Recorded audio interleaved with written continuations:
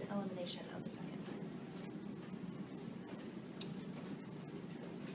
I don't know.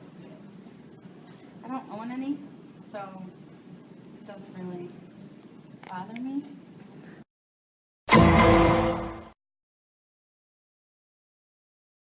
The Third Amendment right in the United States not to have to quarter house troops in your own home.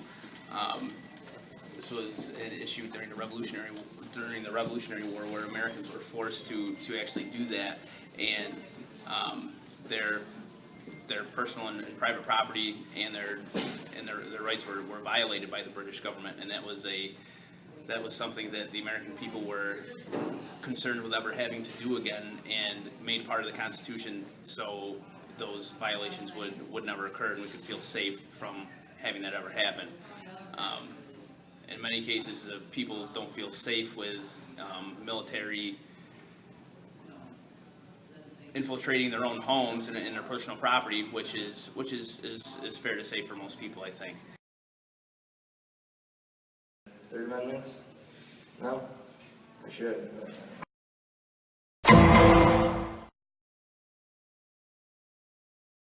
Seizure? In my personal opinion, I believe that search and seizure is necessary and should be allowed with only suspicion. You shouldn't need to get a warrant. But at the same time, I understand how people can take advantage of that. So, yeah, I do believe it's necessary to have the Fourth Amendment. Thanks. You're welcome, Kyle.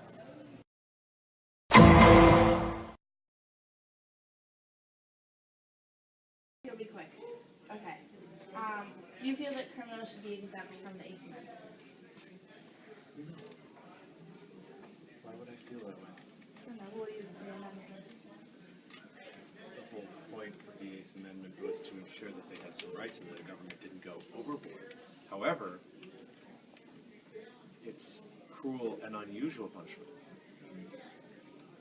I think that it's all open to interpretation. What was cruel and unusual 200 years ago is now considered something different now. All right, and what you can do, what each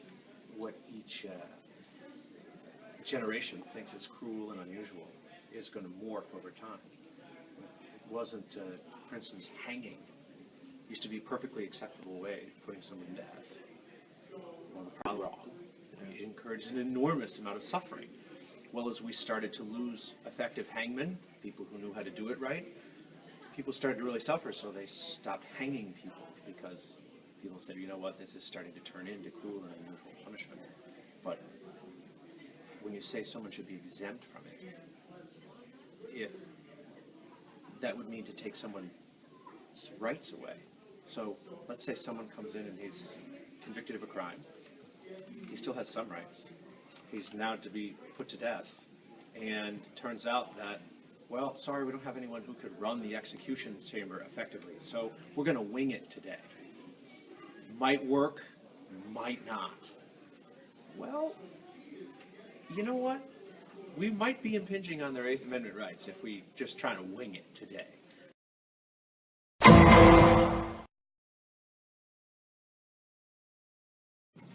Do you support repealing the 13th Amendment?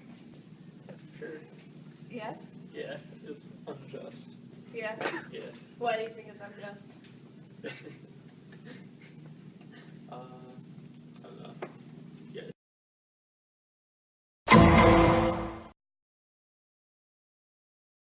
How important do you think that women's suffrage is across the nation? I think it's important. Yeah, why?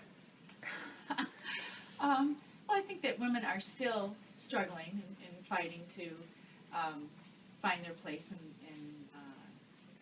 the corporate world. Is that what we're talking about when you're saying suffrage? So you want women to suffer? No, I do not want them to suffer. Is that what we're talking about? Basically, by suffrage you mean, or do you mean like abusive relationships, or do you mean Women's suffrage. Okay, so the whole spectrum. Yeah. Okay, so no, I don't want women to suffer. That would not be good. Okay, cool. Thanks.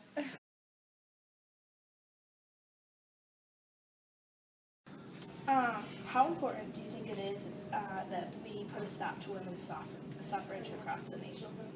Actually, it is very important because women abusing is very wrong and it's very hurtful for men, and it's a wrong thing for men to do. And I don't know why men do that, and it's just very wrong.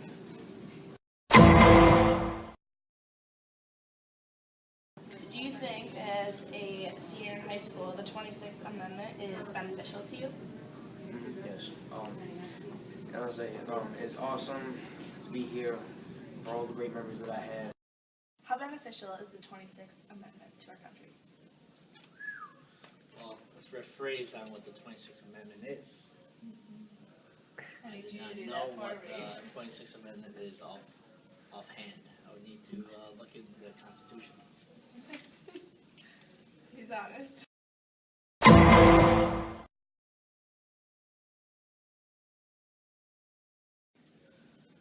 If you had to choose, would you pick to undergo the death penalty or capital punishment?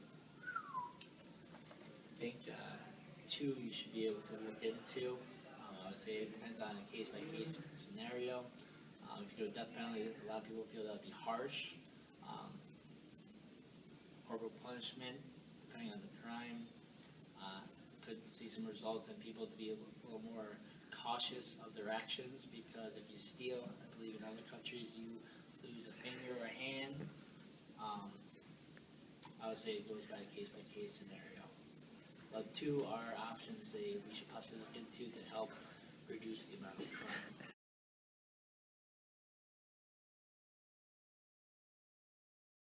How important do you think the ex post facto is to people in today's society?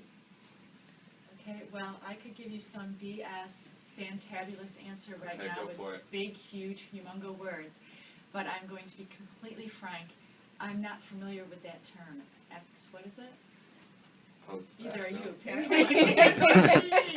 Yeah, I'm not familiar with that term. If you'd be willing to share the definition of that term, I'd be happy to share my No can opinion. do, No sorry. can do. All right, fair enough. No, just use a bunch of big words, Miss B, and sound like an idiot. No, I think I'll take a pass on that one. Fine. All right.